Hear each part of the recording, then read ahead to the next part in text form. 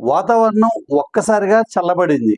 ఎందుకంటే నెల్లూరు, తిరుపతి, మెడ్రాస్ ఇలాగా సముద్ర తీరం దగ్గర వాయుగుండం చాలా తీవ్రంగా ఉంది కాబట్టి 70 నుంచి 80 మీటర్ల వరకు గాలులు చాలా వేగవంతంగా వస్తాయని చెప్తుంది వాతావరణ శాఖ. కాబట్టి ప్రతి ఒక్కరూ అత్యవసరమైతే కానీ బయటికి రాకండి.